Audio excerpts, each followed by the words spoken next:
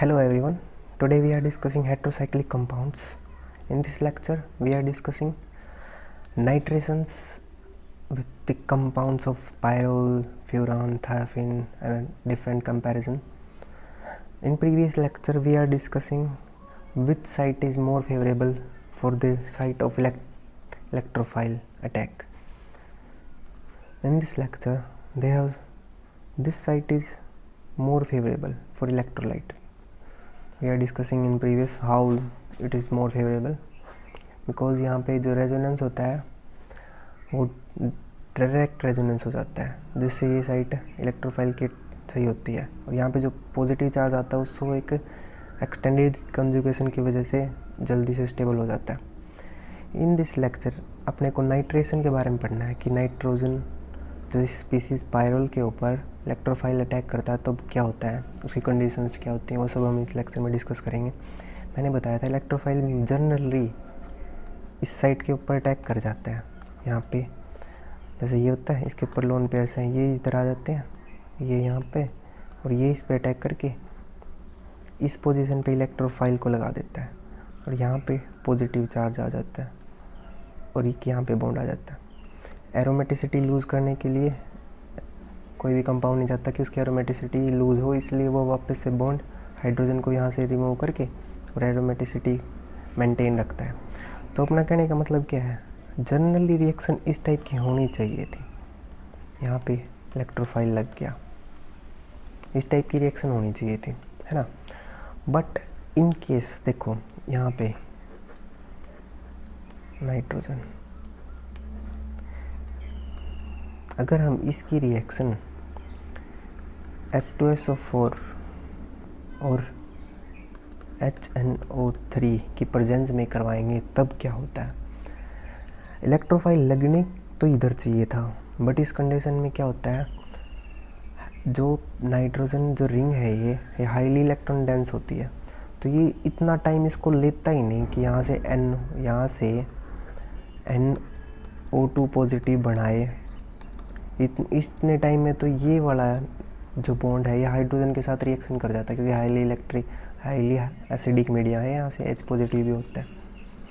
देखो इस रिएक्शन में ना इतना टाइम तो लेता ही नहीं है कि ये NO2 बढ़ने में, इससे पहले ही ये इसके जो लोन पेयर्स हैं यहाँ पे अटैक, ये आगे यहाँ से इस हाइड्रोजन के अटैक कर देता है, जिससे क्या होता है जो प्रोडक्ट अपने को मिलना चाहिए था ना वो नहीं मिल पाता। यहाँ पे पॉजिटिव चार्ज, यहाँ पे हाइड्रोजन आ जाता है, एक हाइड्रोजन इसमें पहले से ही है। देखो यहाँ पे जो मिलना चाहिए था वो नहीं होता। अभी देखो इस कंडीशन में क्या होता है, यहाँ तक रिएक्शन होने के बाद जो ये आयन है यहाँ पे देखो इस पोजीशन को यहाँ पे ये इमीनियन आयन बन जाता है, जिसकी वजह से फर्दर रिएक्शन ना होने की वजह से ये इलेक्ट्रॉन जो हाइड्रोजन है एरोमेटिक दोबारा बनने के पहले ही एक अनदर पायरल यूनिट आके दोबारा से इस पोजीशन पे अटैक कर जाती है, क्योंकि बहुत ज़्यादा स्टेबल पोजीशन यहाँ पे अटैक हो सकता है। इस केस में ऐसी प्रोडक्ट ना बन के पॉलीमराइजेशन हो जाता है। जैसे समझो पॉलीमराइजेशन कैसे हुआ, एक फर्दर अलग से यूनिट आ गई पायरल की, यहाँ पे इसके ऊपर लोन पे, ये दोबारा यहाँ आएंगे, ये यहाँ पे, ये फर्दर अटैक कर देगा इस पोजीशन पे और इसके इलेक्ट्रॉन इसके ऊपर, तो रिएक्शन ऐसे तरीके से हो जाएगी। यहाँ पे नाइट्रोजन, ये यहाँ पे ये वाले प्रोडक्ट जो ये था ये इधर यहाँ पे पॉजिटिव, और ये इसके साथ अटैच होगी, किसके साथ, जो ये पहले वाली रिंग है इसके साथ।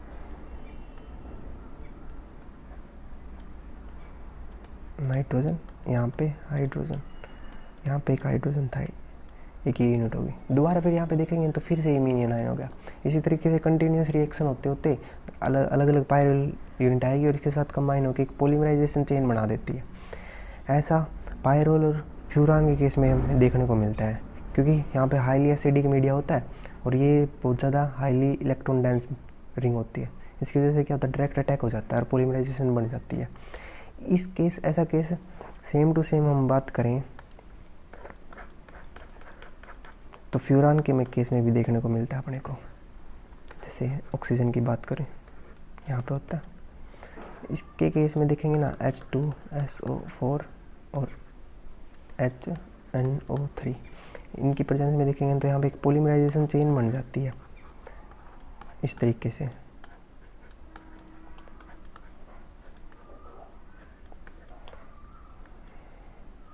इस तरीके से एक पॉलीमर चेन बनती चलती है, यहाँ पे पॉजिटिव चार्ज, ठीक है, अलग से एक और फाइनल यूनिट आके यहाँ पे अटैक हो जाता है। इस तरीके से इस टाइप की रिएक्शन ना हो, नाइट्रेशन करवाएं, उसके लिए एक कंडीशन हो जाती है। अगर हम यहाँ पे जो H पॉजिटिव आयन दिया था अपने को, ऐसा कर दे कि ये सोर्स ही ख़त्म कर दे, समझ रहे हो। अगर हम यहाँ पे एक ऐसी यूनिट ले आए, जैसे समझो पायरोल यहाँ पे था, अगर हम इसको ये एसिडिक मीडियम मतलब H पॉजिटिव दे ही ना कहीं से भी, जैसे कि CH3 CONA पॉजिटिव ये वाला और HNO3 ये इसके साथ रिएक्शन करा दे, इस केस में नाइट्रेशन हो जाता है। एक कंडीशन तो ये होगी नाइट्रेशन करवाने की, यहाँ पे आके यहाँ पे NO2 लग जाएगा, ठीक है, एक कंडीशन तो ये होगी। बट दूसरी कंडीशन, एक कंडीशन के लिए दूसरी कंडीशन का अगर बात करें, एक चीज़ अगर जैसे एक केस रह गया अपना थायोफिन के केस में क्या होगा, यहाँ पे समझो इसमें H2SO4 और HNO3 ले लिया आपने, ठीक है। इस केस में क्या होना चाहिए था, जैसे उसमें पॉलीमराइजेशन हुआ था दोनों के केस में, फ्यूरान और पायरल के केस में इसमें नहीं होता, क्योंकि ये जो थायोफिन है ये बहुत ज़्यादा एरोमेटिक कंपाउंड है, इसकी एरोमेटिसिटी बहुत ज़्यादा होती है, क्योंकि ये हमने प्रीवियस लेक्चर में डिफाइन किया था, इसके अंदर 9 स्ट्रक्चर बनते हैं, रेजोनेंस स्ट्रक्चर, उसकी वजह से बहुत ज़्यादा हाईली स्टेबल कंपाउंड बन जाता है, तो इसको इतनी रिएक्शन नहीं हो पाती। इससे पहले ये दोनों यहाँ से NO2 बना लेते हैं, NO2 पॉजिटिव, तो सीधा इसके जो ये इधर आएंगे, ये यहाँ पे डायरेक्ट इस पर अटैक होके यहाँ पे सीधी नाइट्रेशन हो जाती है, यहाँ पे NO2 लग जाता है एरोमेटिक, ठीक है। बस ये थायोफिन के केस में होता है, उन दोनों के केस में पॉलीमराइजेशन रिएक्शन होती है यदि H2SO4 पॉजिटिव लगाया जाए तो। यहाँ पे देखो कुछ और रोमांचक कहानियों की बात करते हैं अपन, जैसे मैंने ले लिया पायरोल और इसकी रिएक्शन मैंने करवा दी पिरिडिन के साथ, पिरिडिन और सिलिकॉन का आइसोप्रोपाइल क्लोरेट के साथ, ठीक है, ये ग्रुप, और फिर मैंने रिएक्शन करवा दी NO2 के साथ नाइट्रेशन। इस केस में देखो पहला, सेकंड और थर्ड ये 3 रिएजेंट ले लिए। अब क्या होगा रिएक्शन, सबसे पहले जो पिरिडिन होता है ना उसको हाइड्रोजन अब्स्ट्रैक्ट करने की बहुत ज़्यादा एज ए सॉल्वेंट यूज़ करते हैं हम, ये एसिडिक हाइड्रोजन है, तो जो पिरिडिन है इसको कहीं से भी हाइड्रोजन मिल जाए ये अब्स्ट्रैक्ट कर लेगा। अगले स्टेप में देखो क्या होगा, यहाँ पे नेगेटिव आ गया, ठीक है। अभी अगले स्टेप में देखो सिलिकॉन है, यहाँ पे क्लोराइन,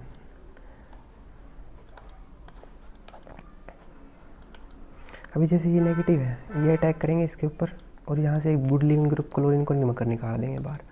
इस केस में क्या होता है, ये नाइट्रोजन के नीचे लग जाता है सिलिकॉन,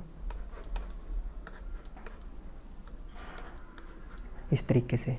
ऐसा क्यों होता है, इसके लगने से ना जो सेकंड और फिफ्थ पोजीशन होती है ये और ये दोनों ब्लॉक हो जाते हैं। अब कोई भी इलेक्ट्रोफाइल आएगा तो इन 2 पोजीशन पे नहीं लग पाता, क्योंकि इतना बड़ा ग्रुप स्टेरिक एंट्रेंस कर जाता है। इस केस में जो नाइट्रेशन होगी तो वो कौन सी पोजीशन पे फेवरेबल हो, या तो इस पे या फिर इस पे।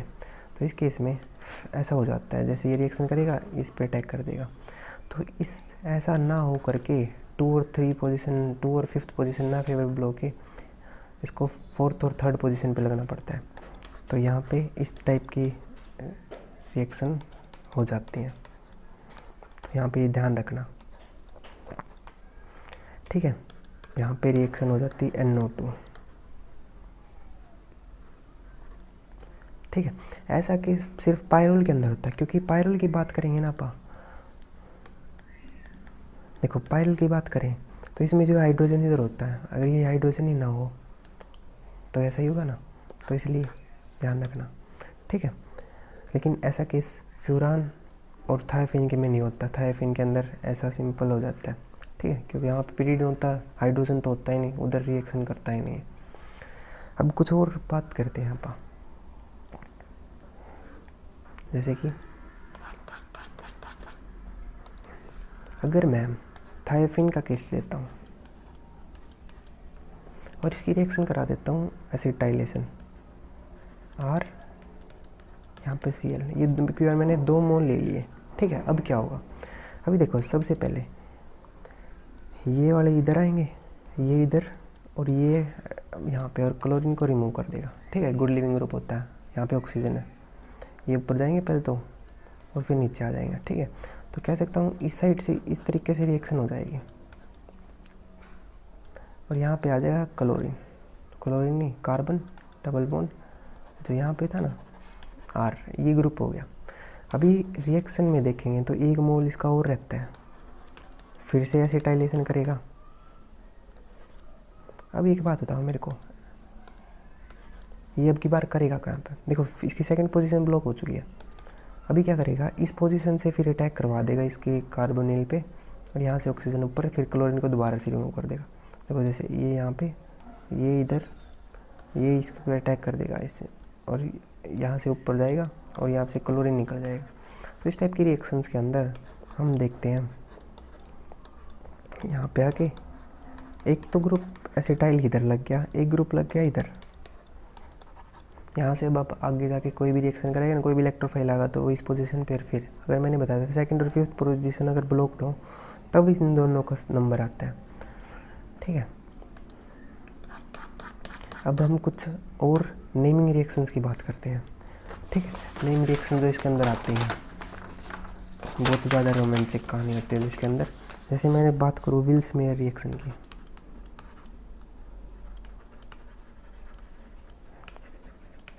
विल्स मेयर रिएक्शन हो गया, या फिर मैं बोल दूँ मैनिच रिएक्शन।